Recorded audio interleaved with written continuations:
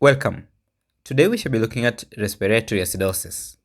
In this session, we will explore the pathophysiology, diagnosis, and management of respiratory acidosis. A respiratory acidosis is an acid-base imbalance which results from hypoventilation. When ventilation is inadequate, carbon dioxide accumulates in the bloodstream, forming carbonic acid. This then lowers the blood pH, leading to an acidic state. It is primarily caused by conditions which impair carbon dioxide elimination. The degree of change in the pH depends on the duration of this disorder.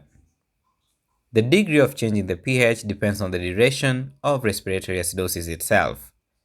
The pH is more reduced in acute acidosis more than in chronic acidosis because in chronic acidosis, there is sufficient time for renal mechanisms to take some effect and compensate. There is no respiratory compensation when the respiratory system is itself the source of the imbalance. Understanding the acid-base physiology is quite essential in understanding respiratory acidosis. The primary buffer system involves carbon dioxide and water combining to form carbonic acid, which then dissociates to form hydrogen and bicarbonate.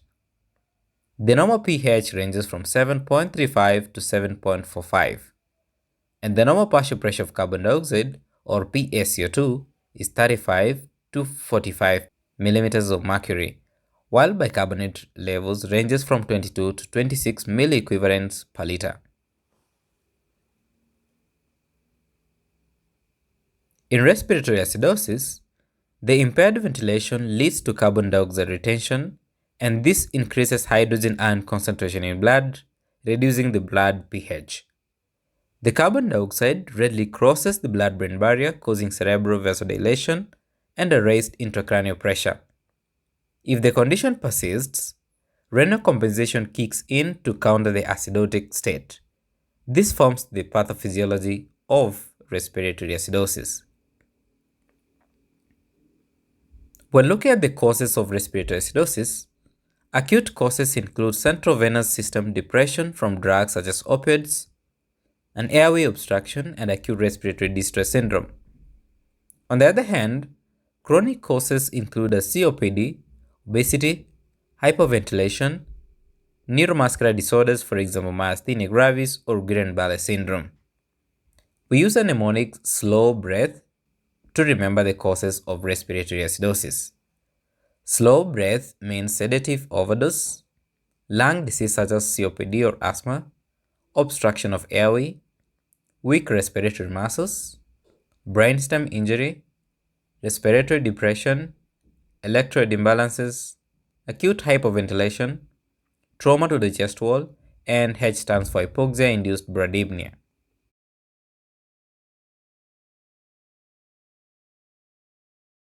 When looking at the clinical presentation, patients with respiratory acidosis may present with confusion, drowsiness, and headache.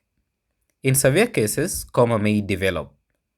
Respiratory symptoms include dyspnea and hypoventilation or slow breathing, and cardiovascular signs may include arrhythmias and hypotension due to acidosis-induced myocardial depression.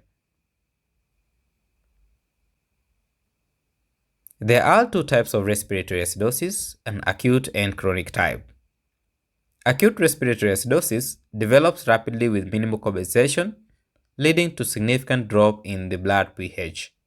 In contrast, chronic respiratory acidosis develops slowly, allowing the kidneys to retain bicarbonate and maintain a relatively stable pH.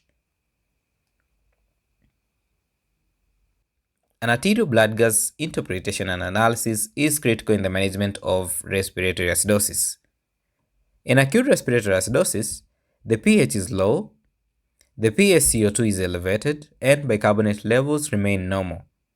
In chronic cases, bicarbonate increases due to renal compensation, resulting in a near normal blood pH despite of an elevated PaCO2. Respiratory acidosis compensation. In response to persistent acidosis, the kidneys begin compensating within 6 to 12 hours, and they reach a full effect by the day 5. They increase hydrogen ion excretion and bicarbonate reabsorption, helping to buffer the acid. This compensation is absent in acute cases but prominent in chronic conditions.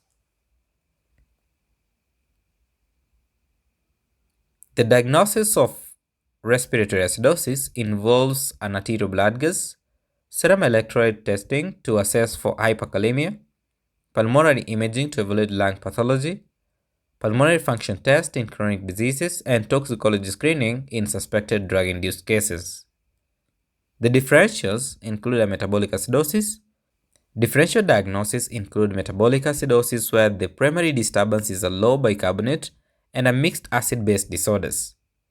It is important to differentiate between acute and chronic respiratory failure. Management of respiratory acidosis involves correcting the underlying cause, improving ventilation, and monitoring arterial blood gases. Oxygen therapy is also used carefully in patients with chronic hypercapnia. If respiratory failure ensues, mechanical ventilation may be necessary. Pharmacologically, bronchodilators such as salbutamol and ipratropium may help to open airways in obstructive conditions. Corticosteroids reduce inflammation. Antibiotics are used in infectious causes, and mucolytics such as N-acetylcysteine aid in secretion clearance.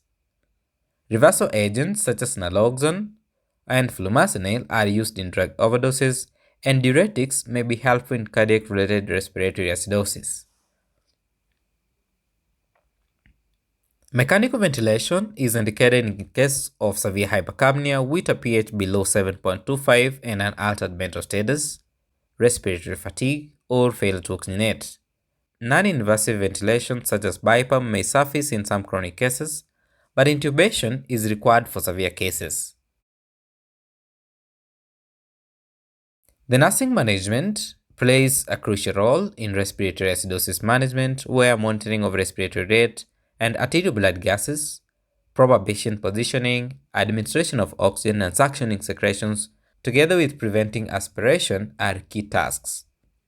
Patient education on inhaler use and breathing exercise is also quite essential. The complications associated with untreated respiratory acidosis include a respiratory failure, cardiac arrhythmias due to acidosis and hyperkalemia, increased intracranial pressure, and death. A prompt intervention significantly improves the outcomes. And prognosis varies in these patients, where acute cases can be life-threatening without timely support, while chronic cases may be managed effectively with long-term respiratory therapy and pharmacologic treatment. The prognosis largely depends on the cause and the patient comorbidities. In summary, the respiratory acidosis results from carbon dioxide retention due to hyperventilation. Its effects range from neurological to cardiovascular, and early recognition is quite key. The treatment involves addressing the underlying cause, supporting ventilation, and monitoring with arterial blood gases. Some of the high-yield points that you need to note is that an increased partial carbon dioxide pressure is the hallmark of respiratory acidosis.